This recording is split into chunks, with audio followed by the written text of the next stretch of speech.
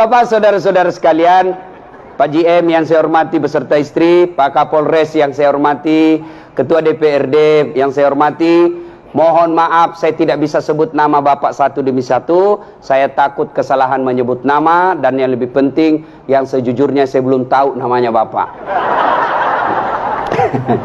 Nah, saya ingin berkisah 7 orang pemuda.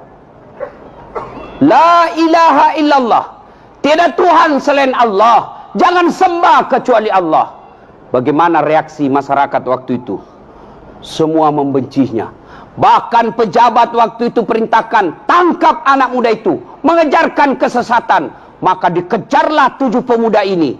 Mereka dimaki, mereka dilimpari, mereka dihina, mereka diteror. Maka mereka lari masuk ke dalam gua. Begitu masuk dalam gua, sebelum mereka tidur, mereka berdoa kepada Allah, ya Allah, rahmati kami, lindungi kami dari orang-orang jahat, selamatkan akidah kami ya Allah. Mereka tidur.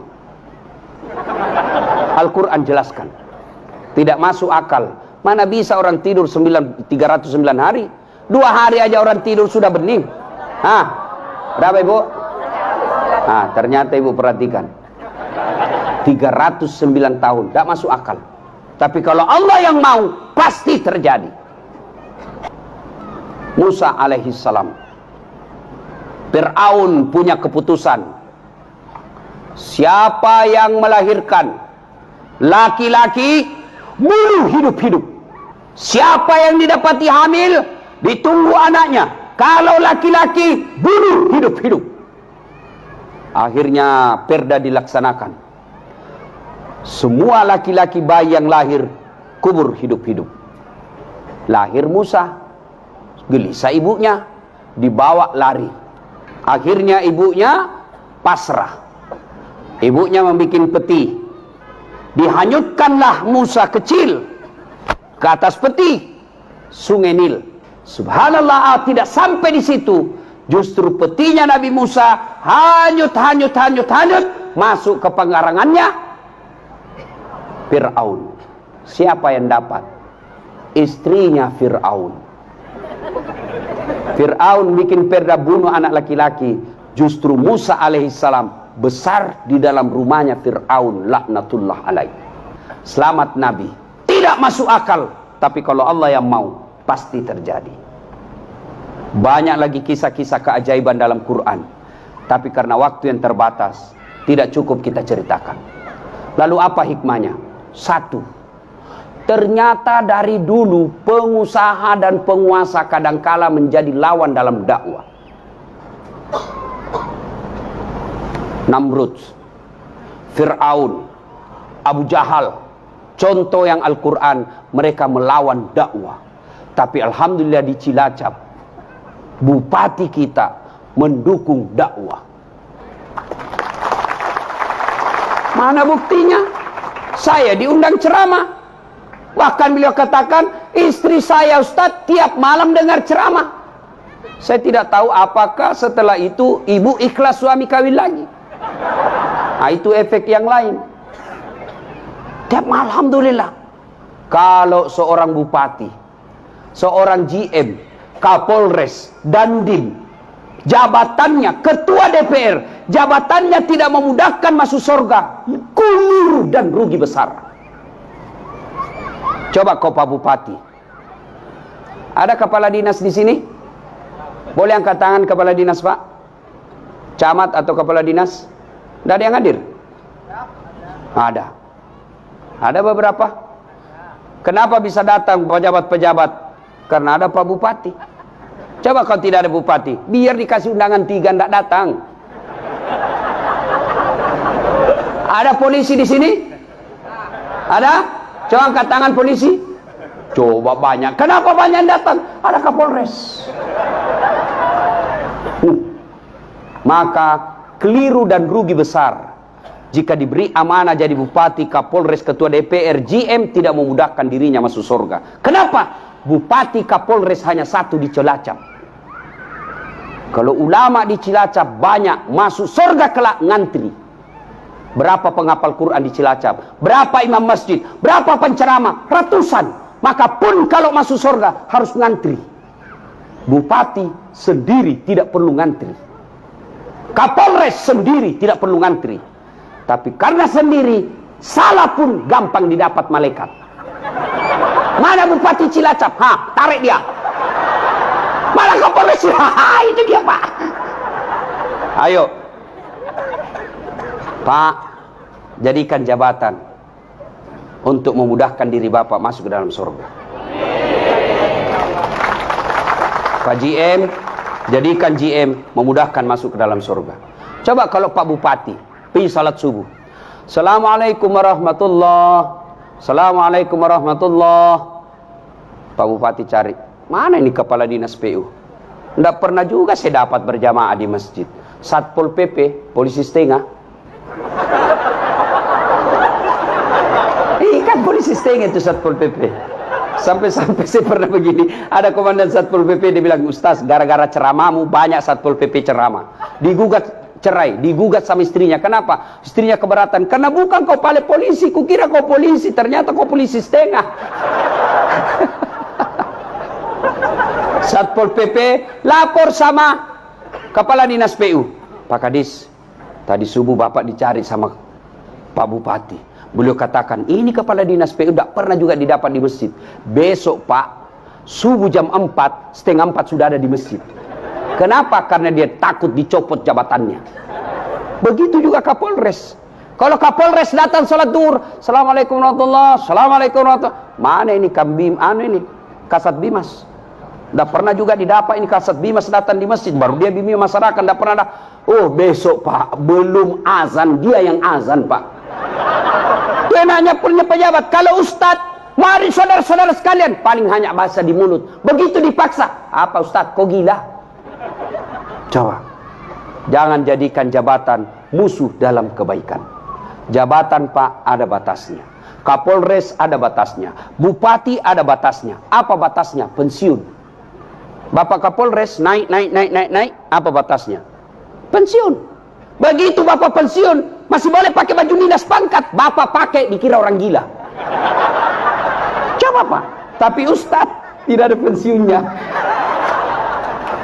Ayo, satu, jadikan jabatan Bapak dari hikmah kisah ini, jangan memusuhi kebaikan. Jadikan jabatan yang Bapak miliki mempermudah kebaikan. Maka insya Allah kebaikan itu akan memudahkan Bapak masuk dalam surga. Bagaimana menjadikan jabatan itu menjadi kebaikan? Jangan takabur, jangan sombong. Jangan mentang-mentang bupati mau sombong. Apa bupati? 2 periode Pak, 10 tahun. Lepas itu wabillahi taufiq wal hidayah. Ganti lagi Pak. Bupati aja tidak boleh sombong, apalagi kamu yang pengangguran. Tapi tadi saya lihat-lihat Pak Bupati, saya ini belum 2 jam saya kenal beliau, tapi rasanya akrab betul. Saya lihat beliau tadi sambutan, saya bilang ini Pak Bupati pasti tidak tahu marah ini orangnya. Senyum aja di mobilnya, senyum-senyum. Saya bilang pantas awet muda. Kalau saya Pak Bupati, bukan saya kata Bapak tadi, lihat saya lebih muda lagi Pak. Saya ditanya kenapa Ustadz awet muda? Karena saya selalu cita-cita poligami.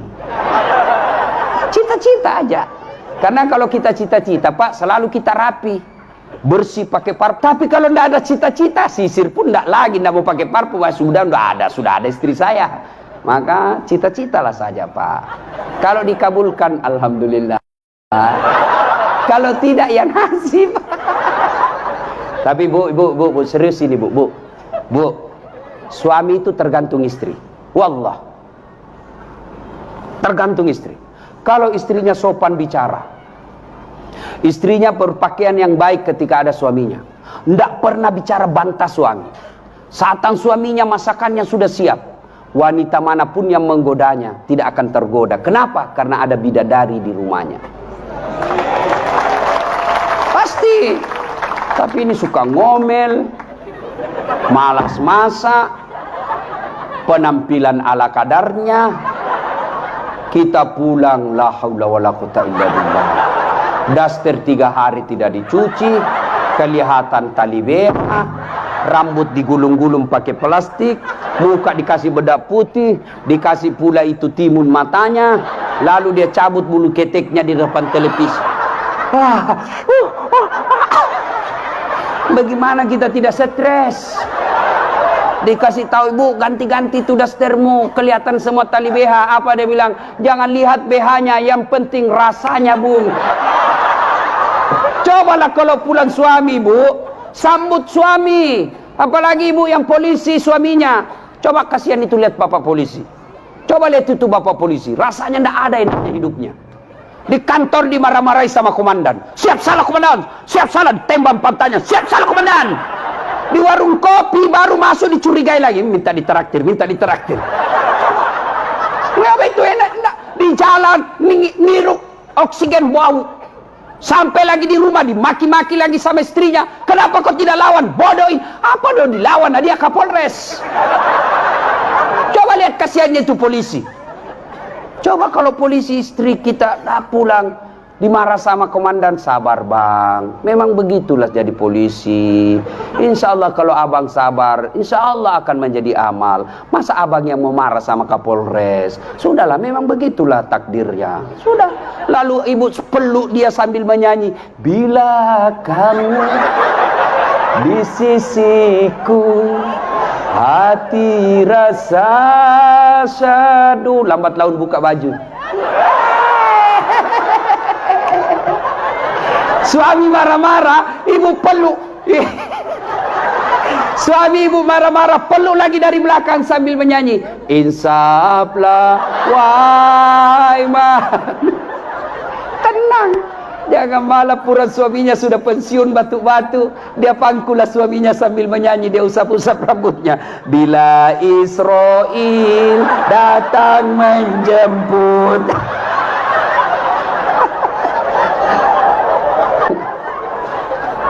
Ya, tuh, dua hikmah dari kisah tadi, Pak. Nanti lain kali kita bahas soal suami istri, bagaimana kewajiban berdua. Yang kedua, Pak, Bu, tidak ada yang mustahil di sisi Allah. Kita dengar tadi cerita, semua tidak masuk akal, tapi kalau Allah yang mau, jadi. Mana bisa orang Bugis bisa jadi GM di Cilacap? Tidak mungkin, itu kata manusia. Kalau Allah yang mau, bisa. Tidak ada yang mustahil, Pak. Mana bisa orang miskin pengangguran, rumah yang ngontrak-ngontrak, kok bisa pergi umroh? Bisa kalau Allah yang mau. Mana bisa kita ini sudah bertahun-tahun punya anak, tidak mungkin kata dokter. Kalau Allah yang mau, bisa. Mana bisa anak kita sekolah tinggi-tinggi, itu kata kita. Kalau Allah yang mau, bisa. Semua orang punya masalah, Pak. Ibu-ibu, ini nih, apa ada di sini yang tidak punya masalah? Oh, muka-muka penuh masalah semua saya lihat ini. Ini bapak-bapak, semua kita punya masalah, Pak. Kalau ada masalah, Allah cuma minta, dekatkan dirimu kepada aku. Takarruf ilallah. Dekatkan diri kepada Allah. Bagaimana cara dekatkan diri kepada Allah? Ketika ada masalah, mau naik pangkat, mau naik jabatan, mau perbaiki ekonomi, jangan cari muka sama bupati, capek. Iya pak, siap pak, siap. Aduh, bapak disenang sama bupati, kalau istrinya bupati tidak senang, tidak jalan juga. Benar, wallah. Cari muka sama Kapolres, capek. 2 tahun kemudian mutasi, cari muka baru lagi. Lebih bapak jadi polisi, kerja aja yang baik. Laksanakan sebagai polisi promoter. Biar Allah yang jaga jabatan dan pangkat bapak. Kalau Allah yang jaga pangkat jabatan bapak, kecil jadi Kapolres, kecil. Dan itu ada jalannya, Pak. Yang saya cerita saja tadi tidak ada jalannya, bisa terjadi. Apalagi yang ada jalannya. Bapak sebagai polisi, ada jalannya jadi Kapolsek, ada jalannya jadi Kapolres. Kenapa? Bapak polisi. Dan tidak ada jalannya, Dasat Latif jadi Kapolres. Tidak ada jalannya itu, bos. Maka tidak usah putus asa. Dekatkan diri kepada Allah. Jangan cari muka sama manusia. Gimana caranya? Contoh bupati dengan ajudan. Coba lihat bupati dengan ajudan. Panggil ajudan. Ajudan! Biar lagi tidur langsung lompat. Siap komandan. Coba Kapolres nanti kalau dipanggil ajudannya. Siap komandan. Biar lagi makan kacang. Siap perintah. Kira-kira Pak Kapolres ada panggil ajudan. Ajudan, tunggu dulu Pak. Dia injak lehermu. Allah manggil kita 5 kali sehari semalam. Hayya 'alas shalah. Sini, saya kasih kau yang kau mau. Hayya 'alal falah. Sini, saya kasih kau kemenangan. Tapi ada jawaban kita, tunggu. Masih ada rapat. Tunggu, ada tamu.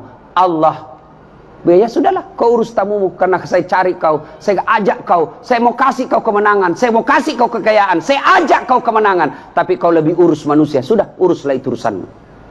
Wajar, 30 tahun jadi polisi, tidak bisa lepas dari BRI. Salatullah, salamullah ala toha rasulillah. Salatullah, salamullah ala yasin habibillah. Ibu ni sengsara. Suami kok jelek sifatnya, makin kesini makin hilang sifat baiknya yang dulu kita kenal. Jangan curhat di medsos. Ibu ambil sajadah, ngadu kepada Allah dalam solat. Namanya solat hajat. Selesai solat hajat, ngadulah ibu. Doa tidak harus menghafal yang ada di buku. Doa tidak harus pakai bahasa Arab. Adik-adik mau lulus fakultas kedokteran, adik-adik mau punya kerja jadi pegawai, mau lulus jadi polisi, jangan nyogok. Karena kalau kau nyogok, semua gaji-gajimu haram. Mau jadi anggota DPR, jangan nyogok. Karena kalau kau nyogok, gajimu sebagai anggota DPR itu haram. Maka lebih baik curhat kepada Allah. Ya Allah, saya tidak mampu menjaga suamiku 24 jam. Engkau yang maha menjaga ya Allah. Tidak mungkin saya bisa memarahinya. Aku tidak punya kuasa di hadapan suami saya Allah. Tapi Engkau yang punya kuasa segala-galanya. Bimbing dan tuntun suami saya Allah. Pelihara cinta dan kasih sayangnya. Palingkan hatinya kepadaku. Buat dia pusing kalau dia tidak lihat saya dalam 2 jam. Allah kabulkan. Hei bu. Kenapa doa kita biasa tidak dijawab? Karena kita hanya berdoa di medsos, bukan berdoa dalam sholat. Update status, ya Allah lindungi suamiku, ya Allah murahkan rezekinya. Di status, sibuknya itu Tuhan mau baca statusmu. Yang ketawa, saya serius ini. Maka ibu, yang kedua, kenapa doa tidak diijabah Allah? Karena ibu berdoa tidak paham apa yang ibu minta. Tapi dia bahasa Arab, bingung malaikat. Apa maksudnya ini ibu? Dia mau suaminya setia, tapi doa dia baca doa minta hujan. Bingung, makanya.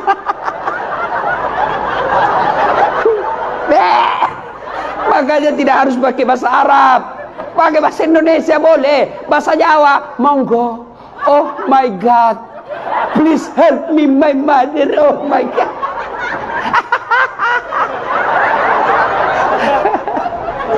Ya, dah. Saya sudah sholat Ustaz, tapi kok hidup saya susah. Betul Bapak sholat, tapi main-main. Allahu Akbar. Ya kena. Seratul. An'amta